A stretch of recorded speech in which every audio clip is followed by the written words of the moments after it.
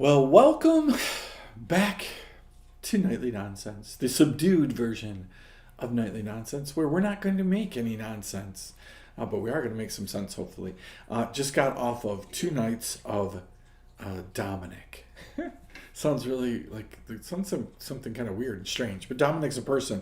I don't want to talk about Dominic. I want to talk about the idea. Listen, unbeknownst to all of you who are listening tonight, last week, I told you, I hinted at the fact that there were a couple things that happened back to back, right? The one story you heard about with Robbie and Dominic, and I said to you, this was a 10-year process, right? It was really amazing that this is the first time. Last night was the first time that 2 nights ago was the first time that we had met Dominic, but we had heard about Dominic.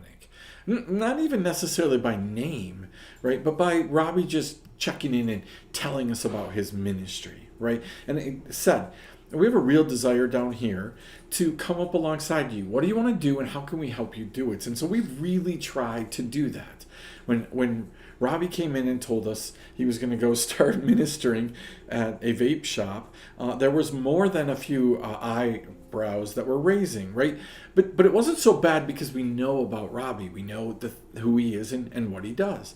Right, but for years he's been telling us about this vape shop ministry, and we haven't seen any fruit. We've heard stories and things like that, but to my knowledge, nobody's gone with Robbie to minister. We didn't even know if this is all just a cover. Maybe Robbie's going shopping somewhere, right? And maybe Robbie's going to go have ice cream and just doesn't want the rest of us to come have it. But for years he's been talking about this, and then yesterday, right?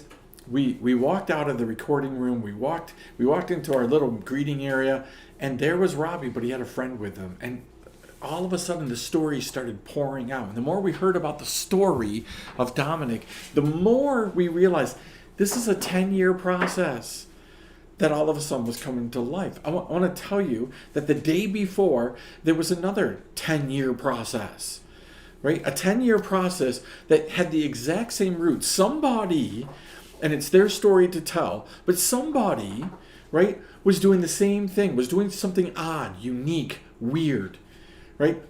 They were telling the story to a group of other people, and immediately somebody said, well, there's a problem with this, right? It's the reaction.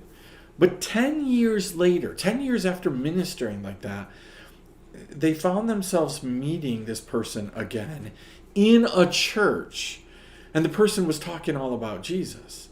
Right? They were talking about how they cleaned up their life because of Jesus. It's crazy. 2 10-year processes. So I want to challenge you with that tonight, and then I want to talk again about it in a few minutes, which will be tomorrow night. Right?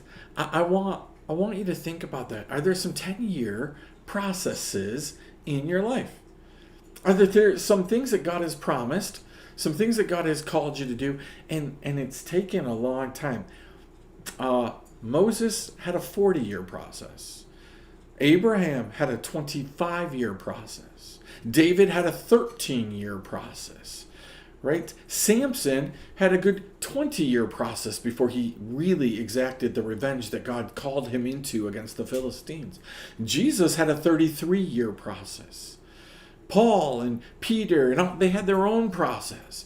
Everybody has a process. Now, before my producer and others start getting a little bit wide-eyed, like, this is not good news to have 10, 13, 15, 20, 30-year processes.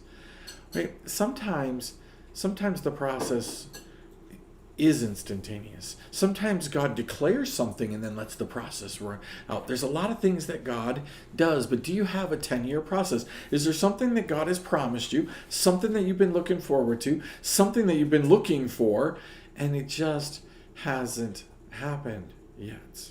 But wait, there might come a moment, and it might be soon, where all of that process comes together, and you get a, whoa, look what God did moment, where all the pieces come together.